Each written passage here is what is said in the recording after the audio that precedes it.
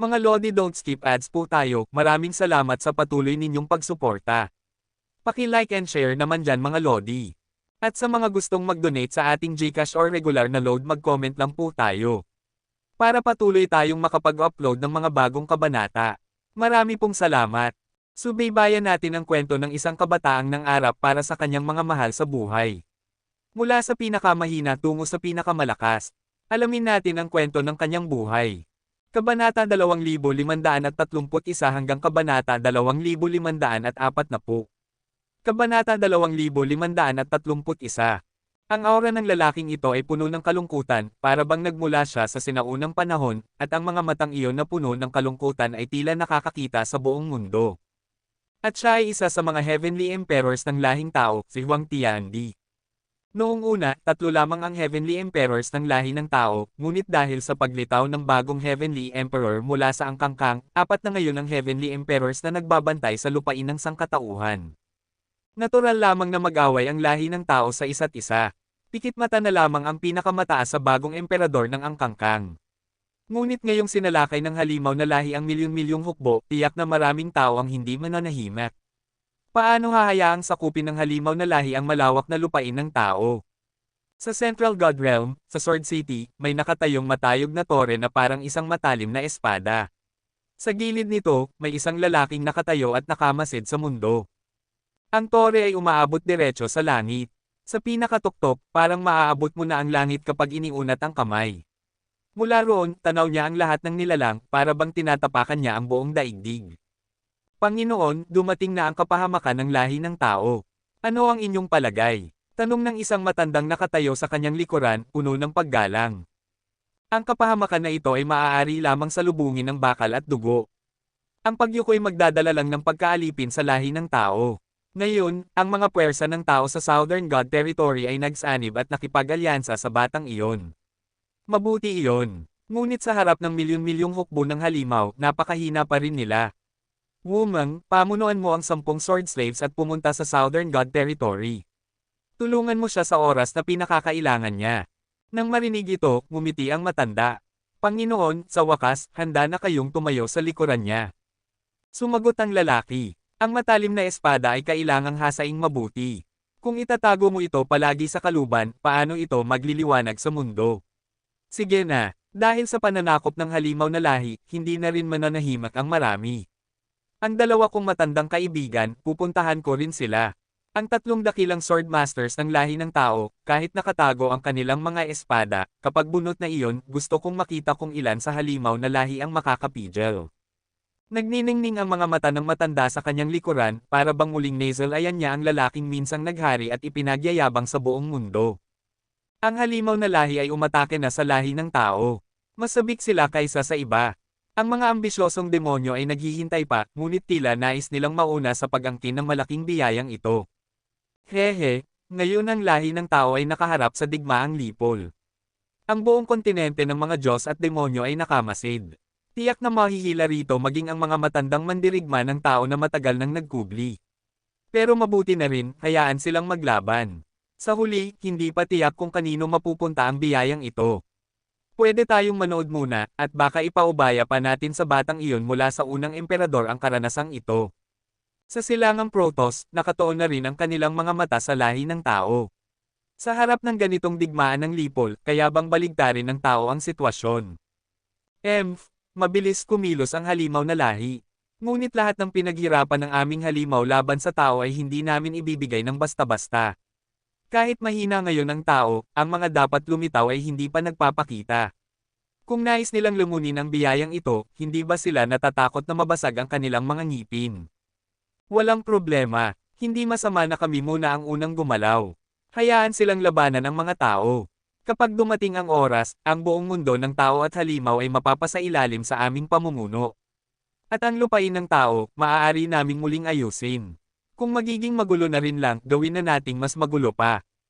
Gitling. Sa Chanchuan Domain, nagtipon ang lahat sa loob ng bulwagan. Ramdam ng lahat ang bigat at tensyon sa paligid. Ang buong lupain ng tao ay nababalot ng takot sa milyon-milyong hukbo ng halimaw. Kaya ba ng tao na tumayo laban sa napakalaking puwersang ito? Nandito na ang halimaw na lahi. Mga kasama, wala tayong ibang pagpipilian kundi lumaban. Sa oras na ito, dahan-dahang naglabas ng malalim na hininga si Yehan, binasag ang katahimikan. Tama si Yehan. Lumaban tayo. Ipaalam sa Kangso na nagtipon ng halimaw ng milyon-milyong sundalo sa hangganan. Sa loob ng 2 araw, tiyak na darating sila sa pagitan ng tao at halimaw. Wala na tayong ibang pagpipilian. Tumayo ang pinunong si Qin Sheng, at sa sandaling iyon, nawala ang bigat ng takot sa lahat. Ang pagsalakay ng halimaw na lahi, gaano man ito kalaki, ay hindi nila matatakasan, hindi para lamang sa sarili kundi para sa kinabukasan ng lahi ng tao. Agad na nagmabalisa ng 100,000 sundalo sa buong kuta. Sama-sama ang mga henyo ng malalaking puwersa, dagdag ang 20 banal na emperador, lahat ay nagtungo sa hangganan ng tao at halimaw. Ang linya ng hangganan ng tao at halimaw ay nasa hilagang bahagi ng Chanchuan Territory, katabi ng hilagang teritoryo ng mga halimaw. Isang malawak at tigang na lupa ang naghihiwalay dito. Kapag natawid iyon, nasa lupain na ng hilagang halimaw. Ito ang daan na kailangang tahakin ng hukbo ng halimaw. Imposible ang paglusob ng diretsyong palusong sa lupa ng tao, lalo na't milyon-milyon ang dala nilang hukbo ngayon.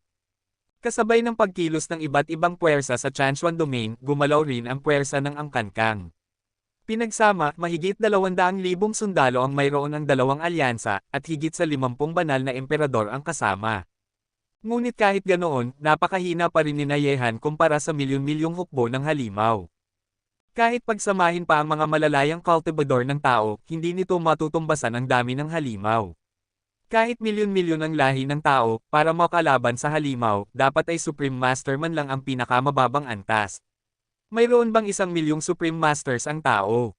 Ang sagot, wala. Kahit sa lahat ng pinakamalalakas na puwersa ng tao, ang Supreme Masters ang pinakamarami, pero nasira na rin ang karamihan dahil sa mga digmaan sa loob. Bukod pa roon, sa hukbong dala ng Yaozo, may daan-daang libong Yao Emperors, Heavenly Demons, at Demon Gods. Kabanata 2532. Siyempre, hindi maaaring magkaroon ng ganoon karaming mga makapangyarihang tao sa mga pangkat ng mga casual na kultibador ng lahi ng tao. Maaaring sabihin na ang sakon ng labanan na kinahaharap ni Yehan at ng iba pa ngayon ay isang digmaang lipol lahi. Kung hindi nila mapipigilan ang lahi ng halimaw, ang buong sangkatauhan ay magiging alipin nila.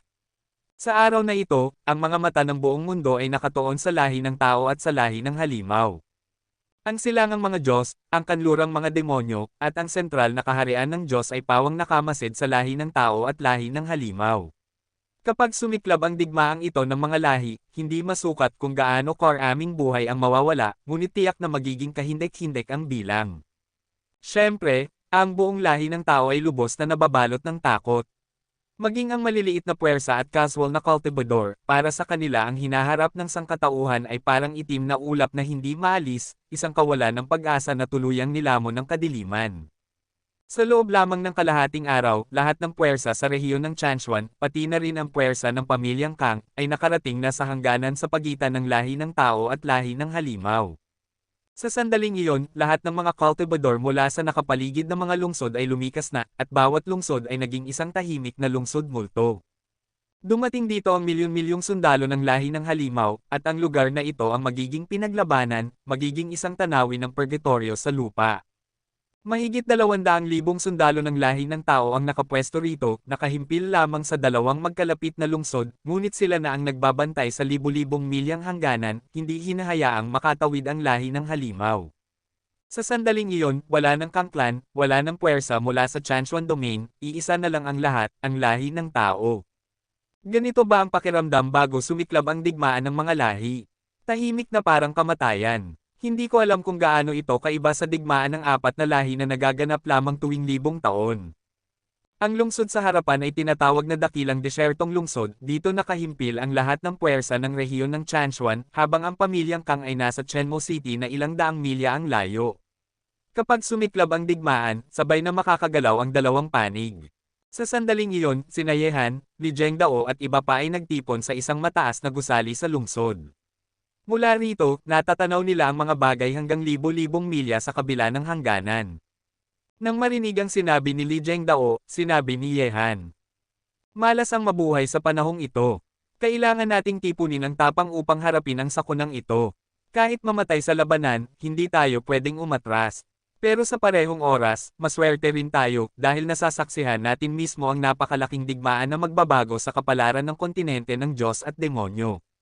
Kuya, pangalawang kuya, lahat kayo, dapat nating ipaglaban ang digmaang ito. Sana sa huli, wala sa ating naririto ngayon ang mawala. Hinagod ng tingin ni Yehan sina Li Zhengdao, Zhang Wushuang, ang anak na babae ng reinkarnasyon, Ling Hu Qingyi, Yi Polo at iba pa. Kung sumiklab ang ganitong kalaking digmaan, hindi niya sila kayang protektahan lahat. Ang tanging mapagkakatiwalaan niya ay ang sarili. Ang kapalaran ay dapat nasa ating sariling mga kamay. Kahit nagsimula na ang sakuna, hindi dapat hayaan ng Diyos na siya ang magdikta ng ating kapalaran. Sabi ni Li Zhengdao habang nakatingala sa langit, at sa kanyang mga mata ay nasisilayan ang nakakapangilabot na diwa ng pakikipaglaban na kayang lumaban sa langit at lupa. Sigurado akong ang lahat ng mata ng buong kontinente ng Diyos at demonyo ay nakatingin dito ngayon. Hindi natin sila pwedeng biguan. Dagdag ni Ling Ho Qingyi, ang kanyang mga mata ay kumikislap ng matalim na liwanag. Nakatitig silang lahat sa labas ng dakilang desyertong lungsod. Sa labang ito, ipapakita nila sa buong kontinente kung gaano kalakas ang lahi ng tao. Kahit na milyon ang sundalo ng lahi ng halimaw, kailangan nilang magbayad ng napakabigat na halaga upang makapasok. Ngunit, sa ilalim ng mapanuring tingin ng buong kontinente, dumating ang ikalawang araw, at ang milyon-milyong hukbo ng lahi ng halimaw ay nakarating na sa hangganan. Milyong sundalo. Kung hindi ito nakita ng sariling mga mata, mananatili lamang itong imahinasyon. Hindi maisalarawan ang ganoong kagilahilalas na tanawin. Sa desyertong iyon, nakatayo ang milyong sundalo ng lahi ng halimaw na parang mga hukbong makalangit. Halos natakpin nila ang buong malawak na lupa. Ang milyon-milyong sundalo ay hinati sa 9 na kampo, 8 maharlikang pamilya, at ang puwersa mula sa templo. Ang 9 na kampong ito ay tila nagbabantang igupo ang buong mundo. Ang nakakatakot na balangkas ng puwersa ay nagngangalit sa lupa at maaari anumang oras na tumawid sa hangganan upang sakupin ang lupa ng tao. Kahit ang 200,000 sundalo ng lahi ng tao na nagbabantay dito ay nakaramdam ng matinding kawalan ng magawa sa pagdating ng napakalaking hukbo. Parang dinaganan sila ng bundok. Nakakakilabot ang kanilang ayos. Hehe, lahi ng tao, narito na naman ako. Pero sa pagkakataong ito, wala nang makakapagpaalis sa akin mula sa lupa ng tao. Yehan at Kang Tian Beriel, dito magsisimula ang tunay na laban natin. Sa unahan ng puwersang mula sa templo, may mapanuksong ngiti sa labi ni Prinsipe Haboki. Pang-10 kapatid, sayo na ang pag-iisip, pero ang pagpatay, akin na. Sabi ng isang binatang Kuba na matikas ang katawan, siya ay ang pang-7 prinsipe, Prisoner Neo. Si Prinsipe Prisoner Neo, kilala sa buong lahi ng halimaw bilang isang walang kapantay na mandirigmang kilala sa kanyang lakas. Hoy, ang pagpatay ay hindi lang dapat mapasayo. Napakaraming henyo sa lahi ng tao, hati-hatiin natin sila. Kabanata 2533. Sa sandaling iyon, sa tabi ni na Prinsipe Habo at Prinsipe Prisoner Neo, lumitaw pa ang 2 kabataan. Ang isa ay naglalabas ng nagbabagang init, samantalang ang isa naman ay malamig na parang yelo, isang matinding pagkakaiba. Sila ang ika-8 Prinsipe Jiaoto at ang ika-9 na Prinsipe Teng Snake. Sa pagkakataong ito, sa sakunang labanan ng pananakop ng lahi ng halimaw laban sa lahi ng tao, 4 sa 10 pangunahing prinsipe ng templo ang lumitaw. Bawat isa sa kanila ay may pantay na reputasyon. Bukod pa sa 4 na prinsipe, naroon din ang pinakamahuhusay na henyo mula sa 8 maharlikang pamilya, gaya ng 7 anak ng pamilyang maharlika ng Peacock, si Ao Watchang, ang ika-3 prinsesa na si Ao Zeshuan, pati na rin ang mga mula sa pamilyang maharlika ng Chanhu, sina Xiao Zhonghu, Xiao Li, at Nu Fenyuan, at marami pang iba. Lahat ng henyo ng maharlikang pamilya ay lumahok sa sakunang labanan ng pananakop sa lahi ng tao. May masamang ngiti sa labi ni Prinsipe Haboki. Tumingin siya sa unahan at nagsabi, "Sa lungsod sa harap, tiyak kong naroon ang mga pangunahing henyo ng lahi ng tao. Kaya't gawin natin ang kaunti nilang nakaugaliang paraan, magpakita muna ng kabaitan bago lumaban. Magpadala ng mensahe sa kanila, sa loob ng 1 araw, ibigay ninyo ang Demon Saint Plan at yumukod sa aming lahi ng halimaw, kung hindi, tiyak na duduguin ng aming milyon-milyong hukbo ang inyong lupain." Sa narinig na iyon, biglang nagliyab ng matinding galit ang lahat ng malalakas mula sa templo. Ang pagsakop sa lahi ng tao at ang paglipol sa lahi ng Demon Saint ang pangunahing layunin nila, at ikalawa lamang ang pag-agaw sa buong lupain ng tao. Kung sakaling makabangon muli ang lahi ng Demon Saint at maibalik ang kapangyarihang taglay nila noong sinaunang panahon, tiyak na haharapin ng buong lahi ng Halimaw ang isang pagbabago ng dinastiya.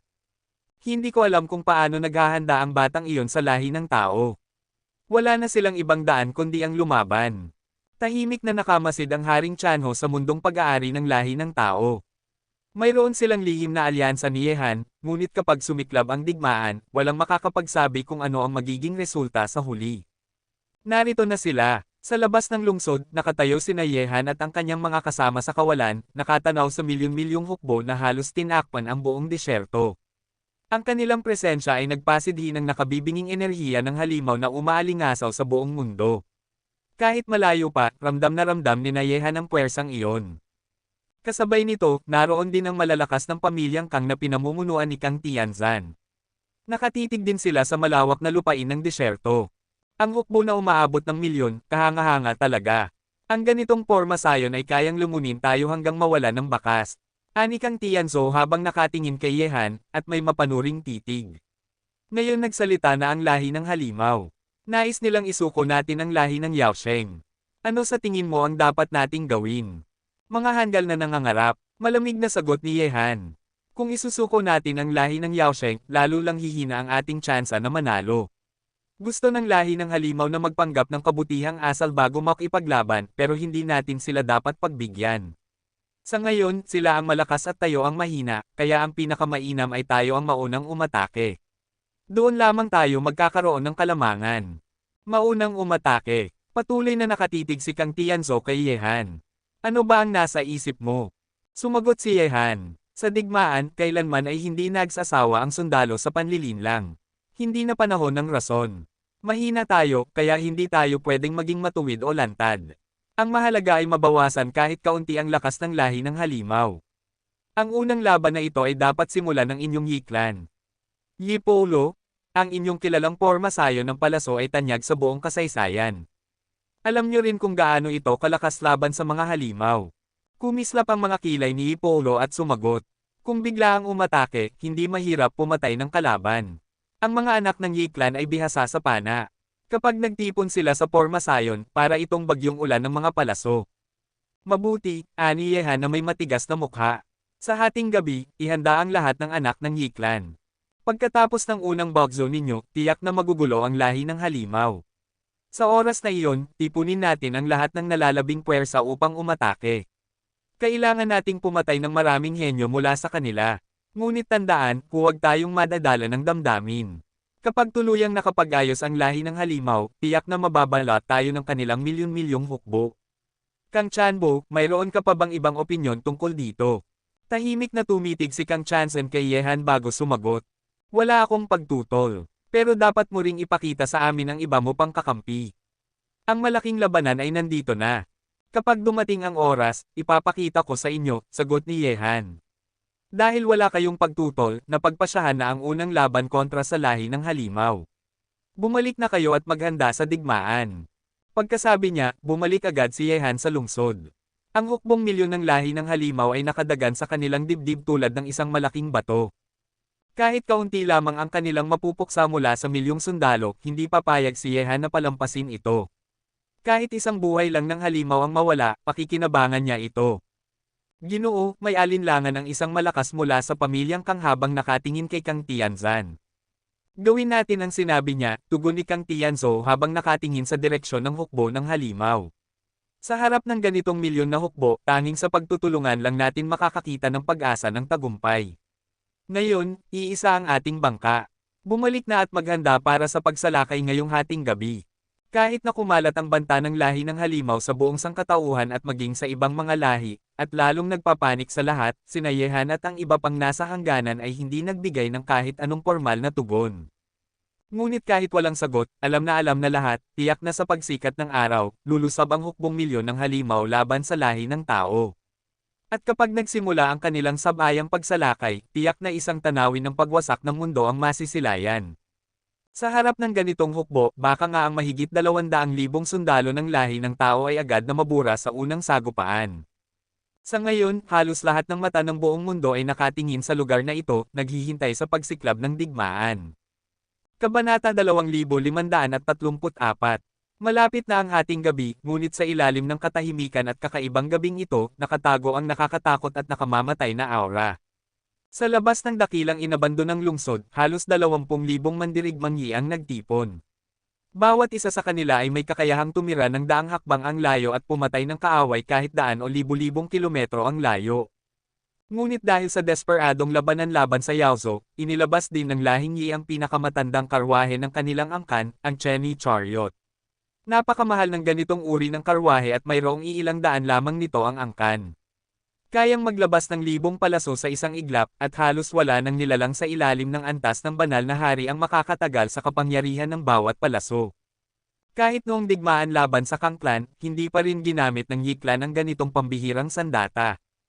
Nasa unahan ang mga Chenny Chariot at nasa hulihan naman ang halos 20,000 anak ng Yi Clan. Ang kanilang mga pana ay kasing bilog ng buwan at ang bawat palaso ay nakatutok sa malupit na lupain sa labas ng hangganan. Palaganap. Kasunod ng unang palaso ni Ipolo na tumama sa kawalan, sunod-sunod na rin ang paglipad ng mga matutulis na palaso, parang yulang bumabagsak, na pamunit sa katahimikan ng gabi. Nagsisimula na ang pagpatay. Ang mga nakakakilabot na palaso ay nagkalat sa buong kalangitan, parang malakas na buhos ng ulan, walang bilang, at ang tunog ng matutulis na punyal na pumupunit sa himpapawid ay umalangaw-ngaw sa buong gabi. Sa isang tingin, mistulang natakpan ng ulan ng palaso ang buong langit. 100 Chenny Chariot, bawat isa ay kayang maglabas ng 1,000 palaso. Sa kabuuan, 100,000 palaso iyon, idagdag pa ang halos 20,000 mandirigmanggi na kasabay ding nagpapakawalan ng palaso. Sa sandaling ito, mayroong halos 120,000 matutulis na palaso na nakabitin sa kalangitan, hindi matatawaran ang lakas at kasiksikan ng pag-atake. Kahit ang isang maingat at handang-handang hukbo ay tiyak na malulugi rito. Lalo pa ngayon na ang milyon-milyong hukbo ng mga halimaw ay walang gaanong depensa. Ang arrow array ng Yi Clan, ngayon ko ito nasalayan. Sa nakita nilang nakakakilabot na tanawin, may paurong ang iba pang puwersa ng lahi ng tao. Maging ang Kang Clan ay nagpakita ng kaba. Ang arrow array ng Yi Clan ay tanyag sa buong mundo, at alam iyon ng lahat. Kung sa unang salpukan pa lamang ay ginamit na nila ang Chenny Chariot, kahit na manalo ang Kang Clan, malaki rin ang magiging kapalit na buhay. Palaganap. Sa isang iglap matapos ang unang bulk zone ng mga palaso, agad na nabuo ang pangalawang alon ng atake. Si Ipolo na mismo ang nag-utos at namuno sa buong Yi Clan. Buzz! Buzz! Muling sumugod ang ikalawang alon ng mga palaso, nakatutok sa malupit na lupain sa labas ng hangganan. Ang ganitong klase ng malayuang pag-atake ay labis na nakakatakot. Ang sino mang hindi makakaiwas ay tiyak na madudurog. Ang tunog ng mga palaso ay umalangaw-ngaw na parang malakas na kulog. Sa ilalim ng dalawang bulk zone ng atake, ang milyon-milyong hukbo ng mga halimaw ay lubos na nasalanta. Sa iglap lamang, mahigit 10,000 na ang namatay. Mga tusong tao, pinili pa ninyong kami ang unang atakihin. Mula sa loob ng isang higanteng tolda, lumabas si Prinsipe Hebuki na may madilim na ekspresyon, saka pinigilan ng kanyang kamay ang palasong biglang tumama sa kanya. Tiningnan niya ang nagkakagulong hukbo ng mga halimaw sa paligid at ngumisi ng malupit. Mabuti. Nabigla ninyo ako sa unang laban natin, pero binigyan nyo rin ako ng isang malaking aral. Mga tusong tao, dudurugin ko ang kanilang mga pinuno. Sigaw naman ni Prinsipe Prisoner Neo na biglang lumitaw. Isang kamay lang ang gamit niya upang pigilin ang mga palaso na bumabagsak mula sa kalangitan. Ang kanyang galit ay mas malala pa kaysa isang halimaw na nawala ng katinoan. Samantala, sa hangganan ng tao at halimaw, inilabas ng Yi Clan ang ikatlong alon ng Arrow Formation. 3 bulk zone na ng pag-atake, mahigit 300,000 palaso ang tumama sa gabi. Hindi huminto ang tunog ng mga palaso, at maging ang lupa ay yumanig sa lakas ng kanilang ulan ng kamatayan. Tama na ang oras. Kung ipagpapatuloy pa, makakabuo na ng depensa ang Kang Clan. Kapag makikipaglaban tayo, kailangan nating samantalahin ang kanilang pagkabigla. Sa kalangitan ng gabi, nakamasid si Yehan mula sa malayo. Ang kanyang malakas na tinig ay umalangaw-ngaw. Manatili ang Yi Clan. Ang lahat ng iba pa, sumugod at lumaban. Sa iglap kasabay ng kanyang sigaw, tumalon si Yehan sa labas ng hangganan. Sumunod ang lahat ng iba pang puwersa, maliban sa Yi Clan na naiwan. Sa sandaling iyon, parang bagyong lumabas ang napakaraming tao, lumipad sa ibabaw ng nagkakagulong hukbo ng halimaw. Kasabay nito, bumagsak mula sa langit ang kanilang mabagsik na atake. Mga kasuklam-suklam at tusong tao. Ipapadala ko kayo lahat sa impyerno. Ang Yaozo, na tinatawag na hukbo ng 1,000,000 kahit na nagkakagulo, ay sabay-sabay na naglabas ng matinding galit. Ang kanilang nakakasindak na sigaw ay kayang yumanig at bumalot sa buong mundo. Kabanata 2535. Mabilis ang laban, huwag magtagal. Ang nakakakilabot na liwanag ng espada ay nag-cross sa kalangitan ng gabi. Sa kasalukuyang lakas ni Yehan, kayang-kaya niyang pumatay ng isang Demon Emperor. Kahit ang isang Sky Demon ay kaya niyang harapin. Sa loob lamang ng ilang sandali, 12 ng Demon Emperor ang nalipol. Sa paligid ni Yehan, sina Kang Tianzan at Li Zhengdao ay agad ding lumaban. Kung handa sila, hindi mahirap para sa kanila na pumatay ng mga Yaozo sa isang iglap. Dahil gusto nyo ng pagdanak ng dugo, pagbibigyan kayo ng prinsipe. Ang tingin ni Prinsipe Habo ay nakatuon kay Yehan at sa mga bumababa mula sa kalangitan. Isang napakalakas at marahas na enerhiya ang sumabog mula sa kanyang katawan, at ang kanyang pakay ay si Yehan. Hadi, hayaan mong kami na ang maging kalaban mo sa pagkakataong ito. Sina Li Zhengdao at ang anak na babae ng reinkarnasyon ay lumakad sa kawalan upang salubungin si Prinsipe Hadi. Noong nakaraan, nakatakas ito, ngunit ngayon ay handa na silang harapin ang tunay na lakas ng prinsipe ng mga demonyo. Magkasama sina Li Zhengdao at anak ng reinkarnasyon, at sa kanilang kasalukuyang estado, ang pinagsamang lakas nila ay nakakatakot. Kahit si Yehan ay kakailanganin ng pagsisikap para matalo silang dalawa kung sila ang magkatunggali. Sa harap ng ganap na lakas, wala nang silbi ang mga pukana at panlilinlang. Hindi nyo maiiwasan ang kapahamakan. Mapanganib ang mga mata ni Prinsipe Habo, malamig ang hininga, at ang kanyang sandata ay isang trident na kayang pumutol ng kawalan. Kahit harapin pa niya ang pinagsamang atake ni Li Zhengdao at ng anak ng reinkarnasyon, wala siyang bakas ng takot. Samantala, sa iba pang lugar, nagpakita rin ng mga kalaban ang bawat isa. Si Prinsipe Prisoner Neo ay agad na nakatuon kay Yehan. Si Prinsipe Teng Snake naman ay hinarang ni Yi Polo at Ling Ho Qingyi. Ang mga bihag ay nakilahok din sa labanan, at ang katapat ni Kang Tianzan ay si Prinsipe Jiaoto. Yehan ng lahi ng tao, tanyag ang pangalan mo sa aming lahi ng mga halimaw. Alam ng lahat kung gaano ka nakakatakot. Ngayon, hayaan mong makita ng prinsipe ng bilanggo kung totoo nga. Panang puot si Prinsipe Prisoner Neo. Ang kanyang presensya ay parang mabangis na halimaw na kayang punitin ang sinumang kalaban. Ang kanyang sandata ay kakaiba rin, isang makapal na tanikala ng bakal na nakapulupot sa kanyang katawan. Kung siya ay makatama gamit ang kanyang pambihirang lakas, tiyak na malubha ang pinsala o kamatayan ng kapalit. Sa kamay ni Yehan, ang espada ng Moyan ay kumislap at nag-iwan ng maliwanag na marka sa hangin. Hindi na siya nag-aksaya ng salita, bagkus ay umatake agad. Narinig kong kaya mong punitin ang isang dragon gamit ang sariling kamay. Tingnan nga natin kung kasing bangis ka ng sinasabi. Yehan, pupugutan kita ngayon bilang regalo sa sarili ko. Ngumisi ng malupit si Prinsipe Prisoner Neo. Nang sumugod ang matalim na espada ni Yehan, sinalubong niya ito ng kanyang dalawang kamao. Sa iglap, isang puwersang kasing bigat ng bundok ang sumabog mula sa kanyang katawan. Sa sandaling iyon, opisyal nang sumiklab ang unang tunay na labanan ng lahi ng tao at lahi ng halimaw. Kapwa sila pumasok sa mabagsik na tunggalian. Ngunit mula sa malayo, makikita na napakarami ng lahi ng halimaw. Ang kapangyarihan ng tao ay hindi maikukumpara sa kanila. Sa ngayon, magulo pa ang hanay ng Yaozo, ngunit kapag natigil ang kaguluhang iyon, tiyak na mababalat ng kanilang lakas ang buong lahi ng tao. Kaya't ang sorpresa at biglaang atake na ito ay pansamantala lamang, at dapat sulitin ng mga tao ang pagkakataong ito upang ubusin ang lakas ng Yaozo. Sumayaw sa hangin ang nakakatakot na enerhiya ng espada, parang malakas na hangin. Ginamit ni Yehan ang pinakamatinding lakas sa kanyang atake. Ang itim na espada ay palm unit sa kalangitan, nagbigay liwanag na parang araw sa gitna ng dilim. Mula naman kay Prinsipe Prisoner Neo, dumating ang mga kamao niyang nakabalot sa bakal na tanikala. Clang! Boom! Nagbanggaan ang espada at ang tanikala. Umalangaw-ngaw ang nakabibinging tunog ng bakal sa bakal, at sa sobrang lakas ng puwersa, sumabog ang hangin at gumuho ang paligid. Kapwa umatras sina Yehan at Prinsipe Prisoner Neo matapos ang unang banggaan. Ramdam ng bawat isa ang nakakatakot na lakas sa katawan ng kalaban. Talagang hindi ka basta-basta, Yehan. Halika pa. Panang sigla ang Prinsipe Prisoner Neo. Sa lakas ni Yehan, lalong umapoy ang kanyang pagnanais na lumaban. Sa isang iglap, lumakas ang kanyang mga yabag na parang kulog habang dinudurog ang hangin na parang nagigiba ang kalangitan. Muli niyang ibinagsak ang kanyang mga kamao mula sa langit, puno ng walang hanggang puwersa, tila kayang durugan ang langit at lupa. Nananatiling kalmado ang mga mata ni Yehan. Batid niyang kakaibang kalaban ang prinsipe prisoner Neo. Kahit siya mismo, hindi basta-basta kayang patayin ito. Ang lakas nito ay halos kasing bangis ng isang nilalang sa Sky Demon Realm, walang katapusan at walang humpay.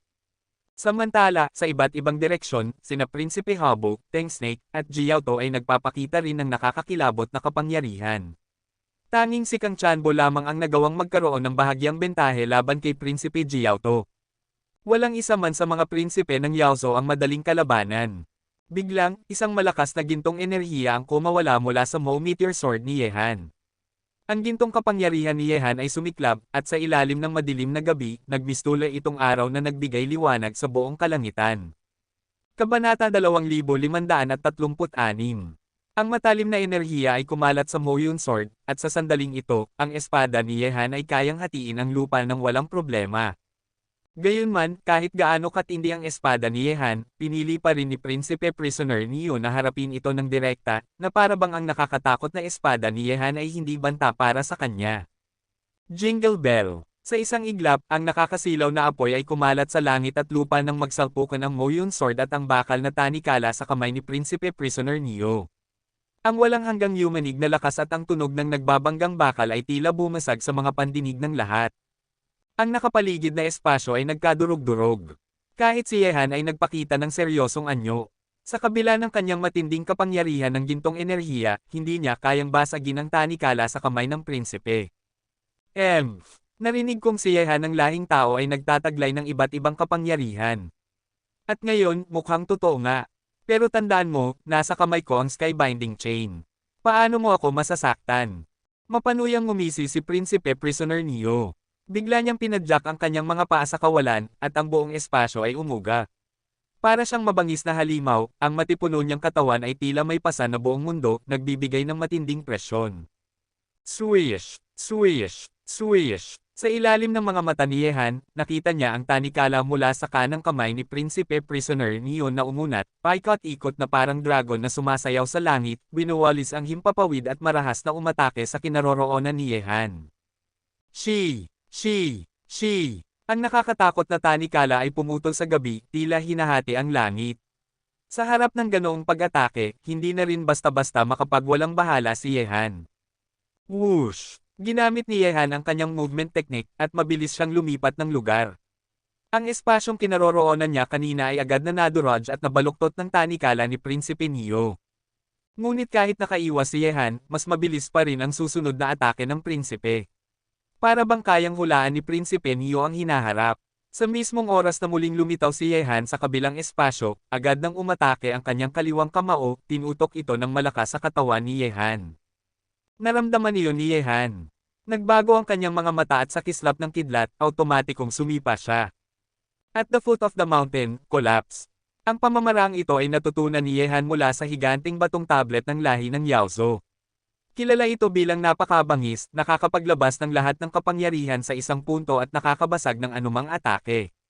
Boom! Sa isang iglap, nagsalpukan ang kamao ni Prinsipe Prisoner Neo at ang sipa ni Yehan. Ang tunog ay parang malakas na tambol. Ang nakakatakot na puwersa ay kumalat, at parang matalim na kutsilyo na humiwa sa katawan ni Yehan, nag-iwan ng manipis na bakas ng dugo sa kanyang mukha. Higit pa rito, naramdaman ni Yehan na manhid at halos mawala ng pakiramdam ang kanyang kanang paa. Ang dugo niya ay kumulo sa banggaan. Kung sa lakas lang, kung si Yehan ay may isang bahagi ng kapangyarihan, ang Prinsipe Neo naman ay may dalawa. Ha! Yehan ng lahi ng tao, ito lang ba ang kaya mo? Ngayon, gagawin kong libingan mo ang lugar na ito. Tumawa ng malakas si Prinsipe Neo at muling pinakawalan ang kanyang mabagsik na kamao. Ang lakas nito, kasama ng Skybinding Chain, ay siguradong makakasugat ng malubha kay Yehan kapag tumama. Hindi pa tapos. Nanlamig ang mga mata ni Yehan, at isang matinding panginginig ng lamig ang kumalat sa paligid. Frozen Miles. Bumuga siya ng kapangyarihan ng yelo. Ang hangin ay agad na nagyelo, at ang espasyo ay naging malayelong kawalan, kumalat ng ilang kilometro. Bagamat napakalakas ng kamao ni Prinsipe Neo at hindi ito tuluyang na-freeze, sapat na iyon upang hadlangan siya. Ang tunay na nakatagong pagpatay ni Yehan ay ang power of good fortune. Sa buong paligid, lumalaganap ang labanan ng higit sa 1,000,000 nilalang. Ang tagpo ay parang wakas ng mundo. Ang espasyong iyon ay handa ng maguno anumang oras. Ang ubos lakas na labanan, patayan at digmaan ay umabot na sa sukdulan. Sa bawat segundo, may bumabagsak na mandirigma. Kabanata 2537. Kumalat ang nagyayelong larawan sa kawalan. Ang kamao ni Prinsipe Prisoner Neo ay napakatindi. Ang paulit-ulit na nagyayelong espasyo ay nababasag ng bawat malakas na suntok niya. Hindi mapigil ang kanyang paglapit. Gayunpaman, kahit hindi mapahinto ng kapangyarihan ng yelo ni Yehan ang bilis ni Prinsipe Prisoner Neo, nakakapagpabagal pa rin ito at nakakadistract sa kanyang isipan dahil ang tunay na lihim na pag-atake ni Yehan ay ang power of good fortune. Ang kapangyarihan ng good fortune ay hindi nakakasira ng katawan kundi tuwirang sa kaluluwa tumatama. Maliban na lang kung ang kalaban ay may pambihirang lakas ng kaluluwa o marunong ng mga sekreto sa kaluluwa, wala pang nakakaiwas sa kapangyarihan nito. Ang lakas ng katawan at kapangyarihan ni Prinsipe Neo ay kahindek-hindek kaya't hindi kaya ng gintong enerhiya at yelong kapangyarihan ni Yehan na saktan siya. Kahit siya ay naidal-inang ng Madjihad body, mas mababa pa rin ang pisikal niyang lakas kumpara rito. Kung nais ni Yehan na talunin si Prinsipe Neo, kailangan niyang gamitin ang 9 transformations of Zushen. Kung hindi, tanging ang power of good fortune lamang ang maaaring makapagpahina sa kanya. Dahil kahit napakalakas ng katawan ni Prinsipe Neo, ang kaluluwa niya ang pinakamahinang bahagi. Kasabay ng walang hanggang pagkalat ng yelo, pinakawalan din ni Yehan ang kanyang power of creation, at tahimik na pumasok ito.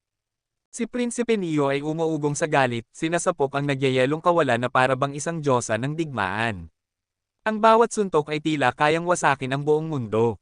Ngunit nang malapit na siya kay Yehan, biglang sumalakay ang power of creation sa kanyang isipan. Sa sandaling iyon, naramdaman ni Prinsipe Neo na parang may kutsilyo sa kanyang utak na hinihiwa ang kanyang kaluluwa piraso-piraso. Ang sakit ay tila pinupunit siya.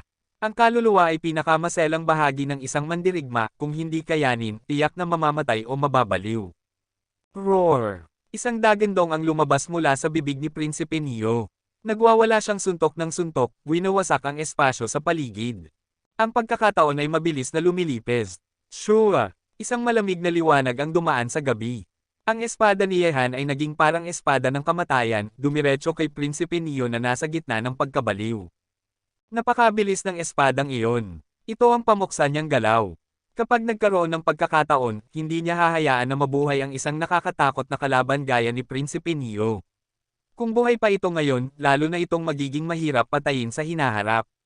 Ding! Ngunit sa mismong oras na tatama ang espada ni Yehan, agad na hinarang ni Prinsipe Neo gamit ang kamao niyang may tanikala. Pumutok ang nakakasilaw na apoy, at sabay nitong napasukan ng dugo si Prinsipe Neo. Namumula ang kanyang mga mata at umatras ang katawan. Nakita iyon ni Yehan at lalo pang lumalim ang kanyang pagnanais na patayin siya. Kahit nasaktan na ang kaluluwa nito, nagawa pa rin nitong harangin ang nakamamatay na atake niya. Dapat mong malaman, kahit ang mga malalakas na nasa antas ng Sky Demon Realm ay nasasaktan ni Yehan kapag biglang tinamaan ng power of creation. Mamatay ka! Isang espada ang naging 10,000, at muling sumalakay si Yehan. Ang gintong kapangyarihan ay kumalat, nilamon ang espasyo at sunod-sunod na umatake kay Prinsipe Neo. Roar! Muling umatungal si Prinsipe Neo. Kahit labis na nasaktan ang kanyang kaluluwa, hindi siya sumusuko. Ang mga kamaong balot ng tanikala ay kumilos at winasak ang maraming gintong liwanag ng espada.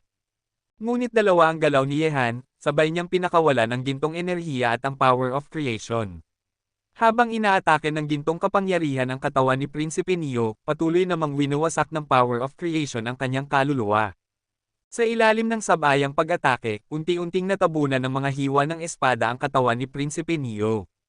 Matibay ang kanyang katawan, pero hindi na ito makatiis sa paulit-ulit na pagwasak ng gintong kapangyarihan. Gayunman, kahit pinagsabay na ang dalawang kapangyarihan ni Yehan, nakakatiis pa rin siya. Patunay ito kung gaano kahindek-hindek ang prinsipe ng lahi ng demonyo. Kung karaniwang nilalang lang ang kaharap, matagal na siyang patay sa espada ni Yehan. Pangatlong kapatid, oras na para umatras. Kabanata 2538. Sa oras na ito, dumating mula sa malayong kalangitan ang mabigat na tinig ni Li Zhengdao. Sa sandaling iyon, unti-unti nang nabuo ang depensa ng hukbo ng mga halimaw. Ang kaguluhan ay nasupil, at dahan-dahan nilang pinalilibutan ang lakas ng lahi ng tao upang salakayin ang lahi ng halimaw. Hindi magtatagal, mapapalibutan ng 1,000,000 hukbo ng mga halimaw ang mga tao, at magiging napakahirap para sa kanila ang makalaban pa. Nang makita ito, lumalim ang mga mata ni Yehan. Nawala ang bisa ng biglaang pag-atake, at kung ipagpapatuloy pa niya, haantong lang sila sa isang mapait na labanan. Lahi ng tao, umatras. Sa isang iglap, ibinigay ni Yehan ang utos. Kumalat ang kanyang tinig sa buong larangan ng labanan. Pagkaraan nito, tumingin siya sa malubhang sugatang si prisoner ni Prince. Isang mabigat na kaaway ito. Kung gusto niya itong patayin, hindi iyon magiging madali. Sa ngayon, nawala na ang bentahe ng lahi ng tao, kaya't wala siyang magawa kundi umurong. Kung nanaisin niyang patayin si Prinsipe Neo, kailangan niyang planuhin iyon sa hinaharap. Umatras ang hukbo ng mga tao, ngunit hindi pa rin sumuko ang 1,000,000 hukbo ng halimaw. Buong bangis silang humahabol at pumapatay. Kumalat ng walang hanggan ang apoy ng digmaan sa kawalan. Gayunpaman, ang mga ina na iwan sa hangganan ay handa na ring umatake sa oras na iyon. Bilang pinuno ng Yi Clan, si Yiching Tian ay isang nakakatakot na makapangyarihan. Malinaw niyang nakita ang matinding labanan sa labas ng hangganan. Sa sandaling iyon, umatras ang mga tao, at iyon na ang tamang oras upang sila'y tumulong. Handa na ang Cheney Chariot, paliparin na. Sa utos ni Yiching Tian, biglang umalangaw-ngaw ang mababang ugong mula sa daan-daang Cheney Chariot. Ang matutulis na palaso ay umulan na parang bagyo, diretso sa mga halimaw na humahabol sa hukbo ng tao, at tumama sa kampo ng lahi ng halimaw. Paliparin! Paliparin! Sunod-sunod na pinalipad ang mga nakakatakot na palaso, tinakpan ang buong kalangitan. Sa harap ng ganitong pag-atake, natigil ang pagtugis ng hukbo ng halimaw sa utos ni Prinsipe Heboki. Hehe, tunay ng karapat-dapat sa kanilang reputasyon ang Arrow Array ng Yi Clan. Mukhang maingat ding binalak ang biglaang pag-atake na ito. Halina, hindi na natin kailangang makialam pa. Sa malayong kalangitan, naglaho si Wumang kasama ang kanyang 10 sword slaves. Lahat sila'y nakasaksi sa biglaang labanan kanina. Huwag nang habulin ang mga duwag, manatili sa pwesto. Ang malamig na tinig ay umalangaw-ngaw sa milyon-milyong kampo ng hukbo ng halimaw, dahilan upang tumigil ang kanilang pagtugis. Lalo na't patuloy na pumapatay ang Arrow Formation ng Yi Clan, kaya't hindi na nakapagpatuloy ang mga halimaw. Maliban na lamang kung magsasama-sama ang pinakamalalakas sa lahi ng halimaw upang salagin ang Arrow Array ng Yi Clan, tiyak na malulugi pa rin sila kung ipipilit nilang habulin. Yehan? Kang Chanberid? Isusulat ko ito sa utang na dapat kong singilin. Nanlamig ang mga mata ni Prinsipe Habo habang nakatingin sa kalangitan ng daigdig ng tao sa labas ng hangganan. Bagaman hindi lubos na naging matagumpay ang biglaang pagsalakay ng mga tao, nakapinsala pa rin sila ng kaunti sa lahi ng halimaw. Ang katotohanang natalo sila sa isang biglaang atake ng mahihinang tao ay isang sampal sa mukha ng lahi ng halimaw. Sa hangganan ng tao at halimaw, ang mga umatake at nakaligtas ay nakabalik na at muling bumuo ng depensa upang pigilan ang posibleng pagtugis ng mga halimaw. Bilang pinakamakapangyarihang puwersa sa malayuang pag-atake, ang Yi Clan ay handa na muli matapos ang pagbabalik ng mga tao. Kung kikilos ang mga halimaw, ang kanilang malayuang pag-atake ang magiging hudyat ng panibagong labanan. Sayang, kahit pa may ganyang puwersa ang mga tao, hindi pa rin nila kayang pigilan ang buong hukbo ng mga halimaw. Napakalakas ng lahi ng halimaw. Kapag umatake sila ng lubusan, kaya nilang lipulin ang lahat sa isang labanan. Sa kalangitan ng hangganan, may mga makapangyarihang tao na rin ang lumitaw, ngunit hindi pa nagpapakita. Hindi pa nagsisimula ang tunay na digmaan, at hindi pa tamang oras para sila'y lumantad. Ngunit bilang mga haligi ng lahi ng tao, para sa kanilang kinabukasan, tiyak na darating ang araw na sila'y magpapakita. Hindi nila hahayaang bumagsak at maging alipin ng lahi ng halimaw ang kanilang mga tao. Sa Great Wilderness City, nagtipon sa isang bulwagan ang mga pinuno at makapangyarihan ng lahi ng tao matapos ang biglaang pag-atake, kasama ang ilang henyo tulad ni Yehan. Bagaman nakapinsala sila ng malaki sa mga halimaw, hindi rin maliit ang naging kapalit para sa mga tao. Isang banal na emperador at 7,000 mandirigma ang nawala, kapalit ng mahigit 20,000 halimaw na napatay. Tahimik ang lahat sa loob ng bulwagan. Ramdam ng bawat isa ang bigat ng kapangyarihan ng mga halimaw. Para itong malaking bundok na nakadagan sa kanilang dibdib. At ito'y isang biglaang pag-atake pa lamang. Kapag hinarap nila ng harapan ang lakas ng mga halimaw, tiyak na malulugi ng husto ang lahi ng tao sa iisang sagupaan. Napakalakas ng lahi ng halimaw. Kahit pa maubos ng bigla ang atake ang ilan sa kanilang lakas, ito'y parang patak lang sa dagat para sa kanila. Ngunit para sa atin, bawat talo ay isang malaking kawalan. Pagdating ng bukang liwayway, tiyak na darating sila mula sa hangganan. At sa oras na iyon, wala tayong magagawa kundi lumaban hanggang sa huli. Kabanata 2539. Sa tahimik na bulwagan ng pagpupulong, isang matatag na tinig ang nagmula sa bibig ni Li Zhengdao. Nang marinig ito, sinabi ni Kang Tianzan, sa harap ng lubos na kapangyarihan, walang silbi ang mga pukana. Maaari nating mabigla ang lahi ng halimaw ng minsan, pero imposibleng mangyari iyon sa pangalawang pagkakataon. Bukod pa rito, sa harap ng Yaozo ngayon, wala ba talaga tayong magagawa? Pagkasabi nito, tumingin si Kang Tianzan kay Yehan. Ang mga salitang iyon ay para rin sa kanya. Sa kasalukuyang sitwasyon, wala siyang konkretong plano, masyadong malakas ang lahi ng halimaw. Tanging si Yehan lamang, na may nakatagong mga pananggalang, ang maaasahan. Hindi naman ibig sabihin na wala tayong magagawa, pero hindi pa ito ang tamang oras. Kapag dumating ang tamang pagkakataon, makakaganti tayo ng isang Jiming na hampas sa Yaozo. Huminga ng malalim si Yehan at nagsabi. Kaya bago iyon, magagamit lang natin ang sariling lakas upang labanan ang lahi ng halimaw. Banroo, may maipapayo ka bang paraan? Tumingin si Yehan kay Zug Banroo. Alam niyang maislan at matalim ang isip nito, baka may mas mabuting mungkahi. Nang marinig iyon, hindi agad sumagot si Zog Banroo at napabuntong hininga. Bagamat nakapagtamo sila ng maliit na tagumpay, mas mapanganib ang kasunod. Kapag malaki ang sumalakay ang lahi ng halimaw, tiyak na hindi kakayanin ng 200,000 sundalo sa hangganan na pigilan sila. Kung hindi pa pwedeng isakatuparan ang iyong plano, may dalawang bagay tayong kailangang gawin ngayon. Malamig ang tingin ni Zog Banroo sa lahat ng naroon. Nagtaka ang lahat kung ano ang kanyang ailalatag. Makikinig kami, nakangiting sabi ni Kang Tianzo, habang nakatingin ng mapanukso kay Zog Banroo.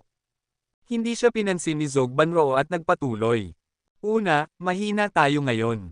Kailangan nating makasama ang mas marami pang puwersa upang magkaroon ng pag-asa ang buong lahi ng tao na manalo. Pangalawa, kailangan nating maantala ang oras ng pagsalakay ng lahi ng halimaw. Sa ganitong paraan lang tayo makakapaghanda. Tumanggaw si Yehan, sumang-ayon. Banroo, sa palagay mo, paano natin maisasakatuparan ang 2 puntong ito? Sabi ni Zug Banroo, sa lupain ng tao, wala na tayong ibang puwersang mahihiram kundi ang mga nakakalat na cultivador. Pero ang pagsalakay ng lahi ng halimaw ay laban ng buong sangkatauhan. Laban ito para sa lahat ng tao. Kaya dapat silang makibahagi dahil kapag nabigo tayo, sila rin ay papatayin o gagawing alipin ng lahi ng halimaw. Kaya't naniniwala akong maaari nating ipatawag ang buong lahi ng tao upang magsanib at lumaban. Pwede iyan. Sang-ayon agad ang lahat sa mungkahi ni Zog Banroo. Ngunit nagtanong si Kang Tianzang.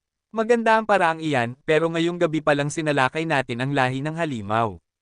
Tiyak na bukas, sila naman ang aatake sa atin. Wala tayong sapat na oras para maghanda. Yan ang ikalawang punto ko, sagot ni Zog Banroo habang nakatingin kay Kang Tianzan. Kailangan nating maantala ang kanilang pagsalakay at bigyan ang ating sarili ng panahon upang maghanda. Kahit hindi ganoon kalakas ang mga nakakalat na cultivador, kung maisasama sila, lalaki ang ating tiwala sa laban. Nagkatinginan ang lahat. Paano natin maaantala ang pagsalakay ng lahi ng halimaw? Sumabat bigla si Kang Tianzo, tumingin kay Yehan, at nagningning ang mga mata sa tapang. Baka kami ang makagawa nito. Yehan, interesado ka bang makipagsagupaan sa mga bayani ng lahi ng halimaw? Nagtaas ng kilay si Yehan at tumingin kay Kang Tianzan. Anong palagay mo? Dalawa lang tayo laban sa mga bayani ng Yaozo. May lakas ka bang sumubok? Malamig na ngumiti si Kang Tianzo. Nagulat pati ang mga makapangyarihan mula sa angkan ng Kang. Napaka-bold ng ideya. Nariyan ang 4 na prinsipe ng lahi ng halimaw, at sa 8 maharlikang pamilya marami ring mga halimaw na nakakatakot ang lakas. Maging si Yehan ay napaisip. Hindi lang malakas ang kabuoang hukbo ng Yaozo, kundi pati ang kanilang mga henyo. Isang halimbawa na lang ang Prisoner Neo, na halos abnormal ang lakas. Paano pa kaya ang ika-10 prinsipe Habo, ang ika-9 na prinsipe Tengshi, ang ika-8 prinsipe Jiaoto, at iba pang kahindek-hindek na henyo? Kahit siya, hindi basta makikipagsapalaran. Kung dalawa lang sila, maaaring maubos ang kalahati ng kanilang buhay. Walang duda, napaka-bold ng ideya ni Kang Tianzo. Pero totoo ring ito ang pinakamabisang paraan para maantala ang pagsalakay ng mga halimaw. Kapag hinamon ng lahi ng tao ang mga bayani ng Yaozo, tiyak na tatanggapin iyon ng halimaw, at mabibigyan sila ng panahon para maghanda. Babae, nababaliw ka na. Para mo nang isinugol ang buhay mo. Malalim ang tingin ni Yehan kay Kang Tianzan. Huwag mong kalimutan, isa rin akong tao. Kung kaya mong ipaglaban ang lahi ng tao, bakit ako hindi? Dahil sa huli, ang mundong ito ay dapat mapunta lamang sa lahi ng tao, at walang karapatan ang mga halimaw na makialam. Malamig na sagot ni Kang Tianzo. Bukod pa riyan, kung wala kang ibang paraan para pigilan ng Yaozo, bakit hindi natin subukan ito? Panginoon, pakaisipin niyo po ito. Nagbabala sina Chanshuan at mga nakatatanda. Kahit sila'y hindi sang-ayon. Delikado kung dalawa lang silang haharap sa mga henyo ng Yaozo. Desidido na ako. Malamig ang tinig ni Kang Tianzo habang nakatingin kay Yehan. Ngayon, gusto ko lang malaman kung sang-ayon ka o hindi.